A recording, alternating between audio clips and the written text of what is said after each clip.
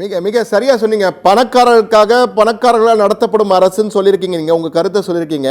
ஆனால் இன்னொரு கேள்வி, ஏற்கனவே இந்த எம்எஸ்எம்இ செக்டர் என்று அழைக்கிறார்களே, அந்த சிறு குறு நடுத்தர தொழிற்சாலைகள், அந்த தொழிற்சாலைகள்லாம் கோமா நிலையில் இருக்குன்னு சொல்லி அவர்களாம் அவங்கள குமுறலை கொட்டி எங்களுக்கு உதவி செய்யுங்க, எங்களை மீட்டெடுங்கன்னு ஒரு கோரிக்கையெல்லாம் வச்சுருந்தாங்க.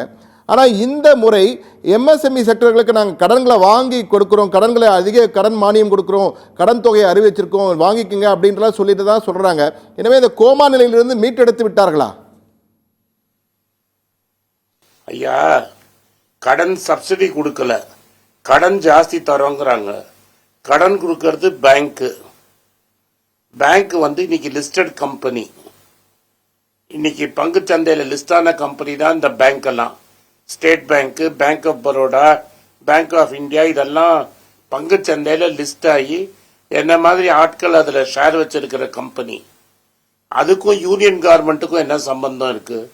பேங்க் கடன் கொடுக்கறதுனா பேங்க் சொல்ல போகுது, வட்டியை எம்எஸ்எம்இக்கான வட்டி கட்ட போறான், வட்டியை வாங்கி எங்களுக்கு லாபமா கொடுக்க போறாங்க. இந்த வட்டியை அரசாங்கம் வட்டி கட்டுறேன்னு ஒத்துக்கிட்டாங்களா? இல்ல கடன் அடைக்கிற பொறுப்பை அரசாங்கம் எடுத்துக்கிச்சா? அதனால நீங்க என்ன, ஆல்ரெடி கோமால இருக்கிறவனுக்கு இன்னும் கடனை கொடுத்து இன்னும் சரி பண்றீங்க. இப்போ ஒருத்தர் குடிபோதையில மாட்டிக்கிட்டாருன்னு வைங்க, இல்ல ட்ரக் ஓவர்டோஸ்ல மாத்திக்கிட்டாருன்னு வைங்க, அவருக்கு இன்னும் 2 பாட்டில் வாங்கி கொடுப்பீங்களா?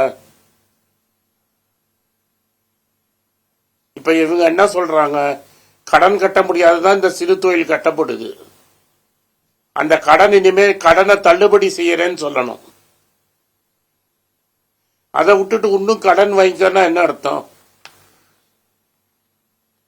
இப்ப நான் என்ன கேட்கிறேன், பெரிய பெரிய கம்பெனிக்கு நீங்க 10 லட்சம் கோடி ரைட் ஆஃப் பண்றீங்க வருஷத்துக்கு.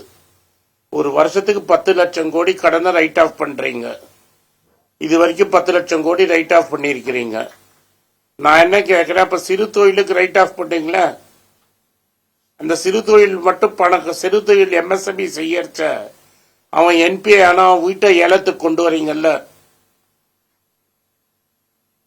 இப்ப முகேஷ் அம்பானியோட தம்பி ஒருத்தர் திவால் ஆயிட்டாரு, பணம் கலெக்ட் பண்ண முடியல. 49,000 கோடிக்கு வெறும் ஒரு சல்பம் 500 கோடியோ ஏதாவது கலெக்ட் ஆயிருக்கு. ரிலையன்ஸ் கம்யூனிகேஷன் அவரோட வீட்டெல்லாம் ஏலத்துக்கு கொண்டு வந்தீங்களா? அப்பனா பணக்காரனுக்கு ஒரு தனி ரூலு, நடுத்தர வர்க்கத்தில் இருக்கிறவனுக்கு தனி ரூலு, பெரிய பிசினஸ் பண்றவனுக்கு ஒரு தனி சட்டம், சின்ன லெவல்ல பிசினஸ் பண்றவனுக்கு வேற சட்டம். இதனால்தான் நான் சொன்னேன், பணக்காரங்களுக்காக பணக்காரன் நடத்துற அரசாங்கம் இது. சார், இப்போ சிறு குறு நடுத்தர தொழிற்சாலைகள் பற்றி பல உண்மையான கருத்தை எடுத்து வச்சிங்க, பட்ஜெட்டில் என்ன இல்லை அப்படின்றத சொன்னீங்க. அதேபோல் கிராமப்புற பொருளாதாரம், ஏன்னா நம்முடைய முதுகெலும்பே விவசாயம் தான் சொன்னாங்க. விவசாயிகளுக்கும் என்ன சொல்லியிருக்காங்க, கிசான் கடன் அட்டையை கொடுத்துருக்கோம், 3 லட்சத்துலேருந்து 5 லட்சமாக உயர்த்திருக்கோம், அது இந்த கடன் தான் அதிகம் தரணும்னு சொல்கிறாங்க. எனவே கிராமப்புற பொருளாதாரம் மேம்படுவதற்கும் வாய்ப்பு இல்லைன்னு நினைக்கிறீங்களா இந்த பட்ஜெட் மூலயமா? ஐயா, இப்போ ரீசெண்டா ஒரு இது பஞ்சாப்ல ஒரு ஃபார்மர் பில்ல அமைச்சிருந்தாரு. 100 கிலோ தக்காளிய அவர் ஒரு வியாபாரிகிட்ட வித்தாரு 140 ரூபாய்க்கு. அதுல 120 ரூபா வண்டி சட்டமா பிடிக்கிட்டாங்க. அவர் கையில கிடைச்சது 20 ரூபா. இது சோசியல் மீடியால வைரலா போயிட்டு இருக்கு.